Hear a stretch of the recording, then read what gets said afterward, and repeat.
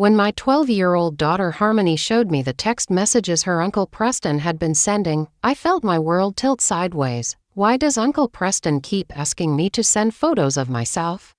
She asked innocently. I blocked his number immediately. But when I dug deeper into what had really been happening, I discovered a pattern so disturbing that I had to choose between protecting my child and keeping my family intact. That choice saved not just Harmony, but 3 other girls whose mothers didn't believe them. Let me back up and tell you how we got here, because none of this started the way you'd expect. This was supposed to be a perfectly ordinary Tuesday evening in our house in Maplewood Heights. One of those quiet suburban neighborhoods where the biggest drama is usually someone forgetting to bring their trash cans in on pickup day. I'm Natalie, 34 years old, and I thought I had this whole working mom thing figured out. Marketing coordinator at a mid-sized tech company downtown. Married to my college sweetheart Cameron for 8 years, raising our 2 kids in a 3-bedroom ranch house with a fenced backyard and a mortgage that keeps me up at night sometimes. Nothing glamorous, nothing extraordinary, just the kind of life that looks good in Christmas card photos. Harmony is our oldest at 12, and she's everything I hoped I'd be at that age but never quite managed. Confident, funny, smart as a whip, and just starting to figure out who she wants to be. She's got this wild curly hair that she's constantly experimenting with, a room that looks like a craft store exploded in it, and an opinion about absolutely everything. She plays soccer, takes art classes, and has this tight group of friends who rotate through our house like they live here. Then there's Oliver, who just turned 8 and is basically a walking encyclopedia of random facts about marine biology. Kid can tell you 17 different things about octopus intelligence but can't remember to put his dirty clothes in the hamper. He's got Cameron's easygoing personality and my stubborn streak, which makes for some interesting parenting moments. Cameron travels for work more than I'd like. He's in sales for a medical device company, covering the whole Pacific Northwest territory. Good money. But it means I'm flying solo with the kids about 10 days a month. It's manageable, mostly. But there are definitely times when I feel like I'm drowning in the logistics of it all. That's where Preston comes in. Cameron's younger brother, 28, single, works in IT for some startup downtown. When we moved to Maplewood Heights 2 years ago to be closer to Cameron's family, Preston became our unofficial third parent. Not in an overbearing way, at least not at first, but in this wonderful, supportive way that made me feel like we'd finally found our village. Preston is one of those people who just seems to get kids. He remembers everything, every soccer game, every art project, every friend drama that Harmony goes through. When Oliver got obsessed with sharks last year, Preston spent an entire Saturday driving him to the aquarium 3 hours away because he wanted to see the great white exhibit. When Harmony was having trouble with fractions, Preston showed up with this elaborate pizza-based math lesson that somehow made it all click. He's reliable in a way that's honestly rare. When I text him at 2 p.m. saying I'm stuck in a client meeting, and can someone please pick up Oliver from school, Preston texts back on it within minutes. When Cameron's traveling and I need an extra pair of hands for something, Preston's there. When the kids want to do something fun on the weekend and I'm too tired to be enthusiastic about another trip to the trampoline park, Preston volunteers. The kids adore him. Harmony lights up when she sees his car in the driveway. Oliver asks constantly when Uncle Preston is coming over next.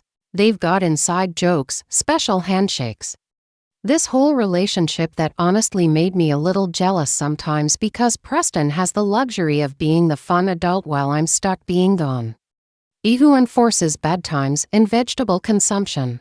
Cameron always said I was lucky to have Preston around. Not every mom has a built-in babysitter who actually wants to spend time with the kids.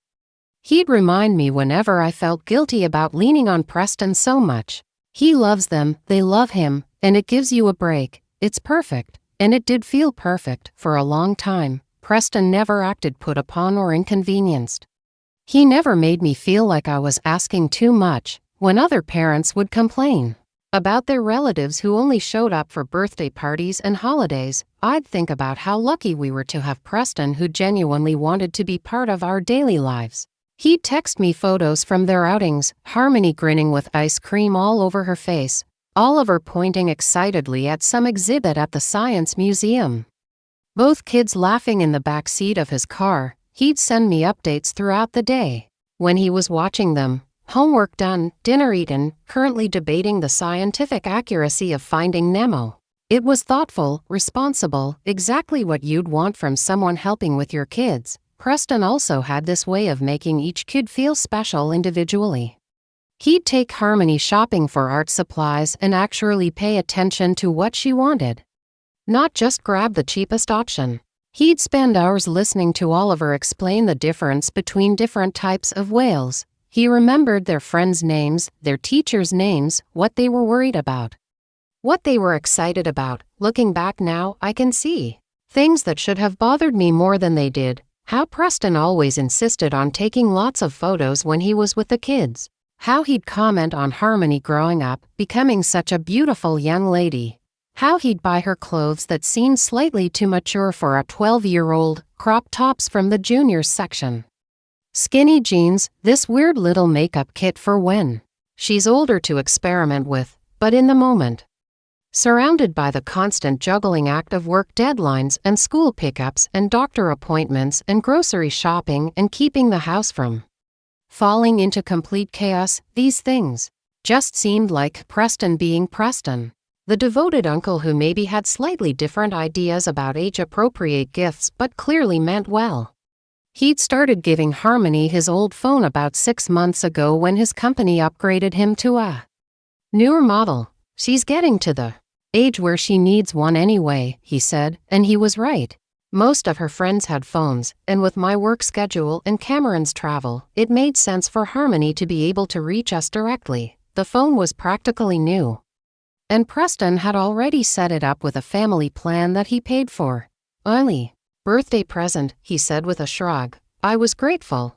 A new phone was one less expense to worry about, and Preston had already installed all the parental controls, set up restricted app access. The whole thing. He'd thought of everything, which was so typical of him. Always thinking ahead, always trying to make our lives easier. The phone became Harmony's constant companion, like it does with most kids that age. She'd text her friends, take photos of her art projects, play games during car rides. She was responsible with it, never lost it, never broke it, followed all our rules about charging it in the kitchen overnight, and no phones during family dinner.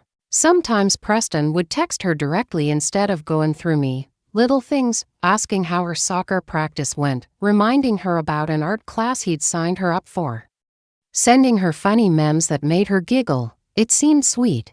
This special relationship they had. Harmony would show me the messages sometimes, laughing about some inside joke they shared or excited about some plan Preston had for the weekend. I never thought to monitor those messages closely. Preston was family. He was trustworthy. He was the person I called when I needed help. The person who'd proven over and over again that he had the kids' best interests at heart. Why would I need to scrutinize his conversations with Harmony? Cameron and I had talked about getting more involved in monitoring Harmony's phone usage as she got older, but she was only 12. She was responsible, and honestly, we were both stretched thin enough without adding phone surveillance to our daily routine. We checked her browsing history occasionally, made sure she wasn't talking to strangers online, but Preston wasn't a stranger.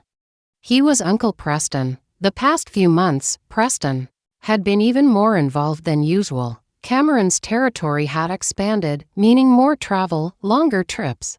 Preston stepped up without being asked, picking up the slack in ways that honestly saved my sanity. Soccer practice pickup, help with homework, weekend activities when I was too exhausted to be fun.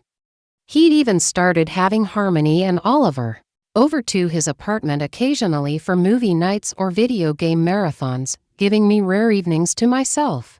I'd started relying on him more heavily, and he never once complained, never made me feel like I was taking advantage. If anything, he seemed to enjoy the increased responsibility.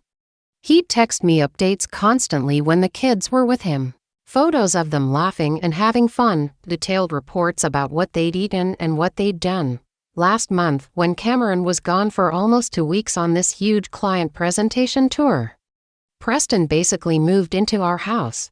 He'd come over after work, help with dinner and homework. I'd started relying on him more heavily, and he never once complained, never made me feel like I was taking advantage. If anything, he seemed to enjoy the increased responsibility. He'd text me updates constantly when the kids were with him. Photos of them laughing and having fun, detailed reports about what they'd eaten and what they'd done. Last month, when Cameron was gone for almost 2 weeks on this huge client presentation tour, Preston basically moved into our house. He'd come over after work, help with dinner and homework, make sure the kids got to bed on time, then head back to his apartment. It was like having a live-in nanny. Except better because the kids actually listened to him and he genuinely cared about them. I don't know what I'd do without Preston. I'd told my friend Lauren over coffee one morning. He's like the third parent we never knew we needed. Lauren had nodded, but there was something in her expression that I didn't quite catch at the time. A flicker of something, concern, doubt, that passed too quickly for me to process. "That's great," she'd said. "It's nice that he's so involved." But I was too grateful and too tired to read between the lines. Too caught up in the relief of having help to question whether that help came with strings attached. This particular Tuesday had been one of those days where everything went wrong in small, annoying ways. Client meeting ran late, traffic was terrible. I forgot about Oliver's permission slip for the field trip until the last minute, and the grocery store was out of the specific brand of cereal that Oliver would actually eat.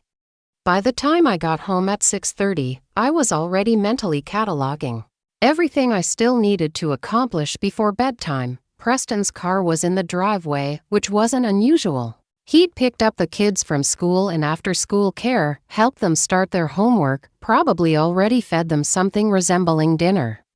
I felt that familiar wave of gratitude mixed with slight guilt, grateful for the help, guilty that I needed it so much. I walked into the house to find Oliver sprawled on the living room floor, surrounded by books about marine mammals, working on some project about whale migration patterns. Preston was in the kitchen, cleaning up what looked like the remnants of grilled cheese sandwiches and tomato soup. "Mom," Oliver called without looking up from his books. "Did you know that blue whales can hear each other from over 1,000 miles away?" "I did not know that," I called back, dropping my work bag and purse on the counter. "That's amazing." Preston looked up from loading the dishwasher. "Hey, Nat. How was your day?" "Long," I said, accepting the glass of water he handed me. "Thank you for getting them." The Hartwell meeting ran way over, and then traffic was insane. "No problem. They were good." Harmony's upstairs working on some English essay about symbolism in poetry. "Oliver's been telling me whale facts for the past hour." Preston grinned. "Did you know they can hear each other from over 1,000 miles away?" I laughed despite my exhaustion. "I literally just learned that 30 seconds ago." "Mom," Harmony called from upstairs, "can you come help me with this essay? I don't understand what the teacher wants." 5 minutes? I called back, then turned to Preston. "Seriously, thank you. I know I've been leaning on you a lot lately." With Cameron traveling so much, Preston waved me off. "Stop, you know I love spending time with them. Besides, what else would I be doing? Going home to my empty apartment and eating cereal for dinner?" It was such a typical Preston response, self-deprecating, generous, making me feel like I was doing him a favor instead of the other way around. I squeezed his shoulder gratefully and headed upstairs to help Harmony with her homework. She was sitting cross-legged on her bed, surrounded by printed poems and handwritten notes, her phone face down beside her. The room was its usual organized chaos, art supplies covering the desk, clothes draped over the chair, books stacked in precarious towers on the nightstand. "What's the assignment?" I asked, settling next to her on the bed. "We have to analyze the symbolism in 3 different poems and write about how the poets use imagery to convey deeper meaning," Harmony said, gesturing at the papers around her. "But I don't get how you're supposed to know what the symbols mean. Like, how do you know if a red rose means love or blood or whatever?" We spent the next 45 minutes working through the assignment together, talking about context clues and historical background and how sometimes symbols can mean multiple things at once. Harmony was smart and picked up concepts quickly once they were explained in a way that made sense to her. By the time we finished, she had a solid outline and seemed confident about writing the actual essay. "Thanks, Mom," she said, gathering up her papers. "This makes way more sense now." "You're welcome, baby. Just remember to cite your sources properly." "Okay, I will." She paused, then looked at me with that expression kids get when they want to ask something but aren't sure if they should. "Mom, can I ask you something kind of weird?" "Of course." "What's up?" That's when she picked up her phone, scrolled through something, and showed me the screen. And that's when my perfectly ordinary Tuesday evening became something else entirely. "Uncle Preston has been asking me to send him pictures," she said, her voice uncertain. "Like, photos of my outfits and stuff. Is that normal?" It feels kind of weird, but I didn't want to be rude. I stared at the phone screen, reading the messages that would change everything. I stared at Harmony's phone screen, reading the messages. That made my stomach clench, but my first instinct wasn't alarm, it was rationalization. My brain immediately started working overtime to make this make sense, to fit it into the narrative I had about Preston being the perfect uncle. "Show me," I said, trying to keep my voice casual. Harmony scrolled up through the conversation. There were dozens of messages over the past few weeks. Most of them seemed normal, asking about school, sharing funny videos, making plans for weekend activities. But scattered throughout were requests that made my skin crawl now that I was really paying attention. "Can you send me a pic of that new dress Aunt Natalie bought you?" "Show me your soccer uniform for tomorrow's game. I bet you look so grown up in those jeans we picked out." "Send me a photo. Your hair looks different in your school picture." "Can you take a selfie so I can see it better?" Each message on its own could be innocent, an uncle wanting to see how his niece was growing up, but together, there were so many requests, too many. And they were getting more frequent. "These are from just this week?" I asked. Harmony nodded. "He asks almost every day now, sometimes multiple times, and when I don't respond right away, he asks again." She showed me another message from earlier that afternoon. "Did you see my message about the outfit pic? Would love to see how you styled that top we got you." My first thought was still trying to explain it away. Preston loved the kids. He was involved in their lives. Maybe he was just overly enthusiastic. Maybe he genuinely wanted to see how they were doing when he wasn't around. "Did you send him pictures?" I asked. "A few," Harmony said, looking uncertain. "Like when he bought me those new art supplies last month, I sent him a photo of me using them. And I sent one of me in my soccer uniform before the championship game. But lately it feels different. Like he's asking for them just to ask, not because there's a reason." I scrolled through more messages, and my rational explanations were getting harder to maintain. There was something about the tone, the frequency, the specific focus on how Harmony looked rather than what she was doing. "Has he asked Oliver to send pictures too?" "I don't think so," Harmony said. "At least, Oliver's never mentioned it, and when Uncle Preston is here, he takes tons of pictures of both of us. But the texting thing is just with me." That detail hit me wrong. Why would Preston need photos from Harmony specifically? Why not Oliver? Why not just wait until he saw her in person? But even as these thoughts formed, another part of my brain pushed back. This was Preston. Preston who had been nothing but helpful and caring for 2 years. Preston who had earned our trust through hundreds of small acts of kindness. Preston who Oliver adored and Harmony had always been comfortable with. Maybe he's just trying to stay connected, I said, hating how weak it sounded even to myself. "You know how Uncle Preston is. He likes to be involved in everything you guys do." Harmony looked at me with those too perceptive 12-year-old eyes. "Mom, would you ask Oliver to send you pictures of his outfits every day?" The question stopped me cold. Because no, I wouldn't. That would be weird. Even from a parent, daily outfit. "You should never feel bad about something making you uncomfortable," I said firmly. "Even if it's family. Even if it's Uncle Preston." Harmony nodded, but I could see the confusion in her eyes. She was 12 years old, trying to navigate the complicated world of adult relationships and trust, and I'd inadvertently taught her to ignore her gut instincts about someone who was now making her uncomfortable. "What should I do?" she asked. Should I stop responding? Should I tell him I Don't want to send pictures anymore. Every parenting instinct I had was screaming at me to take the phone, block Preston immediately, and never let him near my children again. But the rational part of my mind was still fighting back.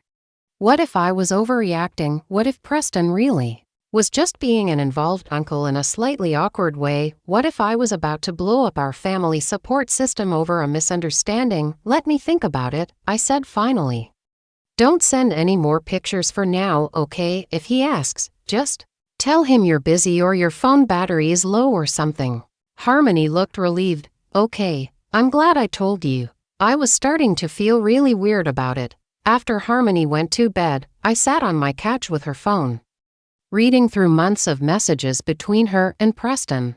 Cameron was in Seattle for another 2 days, so I couldn't immediately talk this through with him. I was alone with my growing unease and no one to tell me if I was being reasonable or completely paranoid. The more I read, the less I liked what I saw, and the more I realized that my daughter's instincts were probably better than mine. Up next, you've got 2 more standout stories right on your screen. If this one hit the mark, you won't want to pass these up. Just click and check them out.